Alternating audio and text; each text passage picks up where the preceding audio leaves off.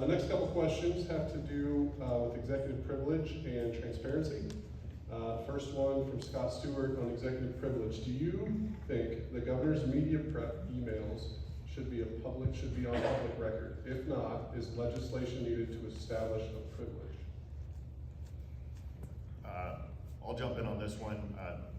As far as I know, everything the governor has in paper document or electronic document is FOIable, so Freedom of Information Act. The only people that have privilege right now are us as legislators. You can't FOIA our emails or our phone records, and that is specifically so if I'm having a private conversation with, let's say, one of you about a personal matter that you don't necessarily want to be made public, that information doesn't get out, basically just because you talk with your legislator to try and address an issue. But I don't know that any of her communications are kept privileged. I guess I would have to go back and ask that question.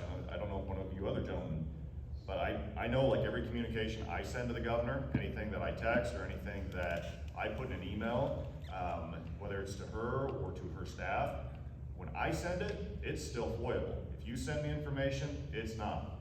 So that's to protect you as a citizen to be able to have those conversations. But everything that goes to the governor's office, to my understanding, anybody can go out and request unless you gentlemen know something different.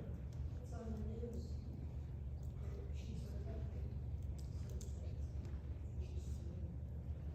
I would have to go see that news article. I'd have to see that because I know that, I mean, it's routine that state offices, whether it be the governor or others, they get asked all the time for that information.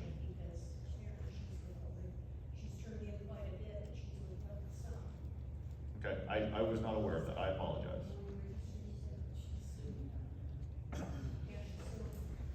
Okay.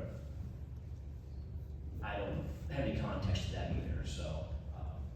Can you comment on the value of transparency in those communications? I'll certainly weigh in on that. I think that it's important that we have as much transparency as we possibly can throughout all forms of government, from federal level to the state level. I think that is of the utmost importance.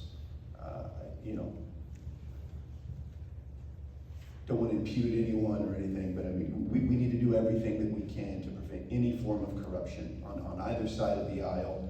And so I think that the best way to prevent that is to have transparency in all forms. And no one is above the law, regardless. That's not a governor, that's not a president, that's not us as legislators. And so I think as much transparency as we can have.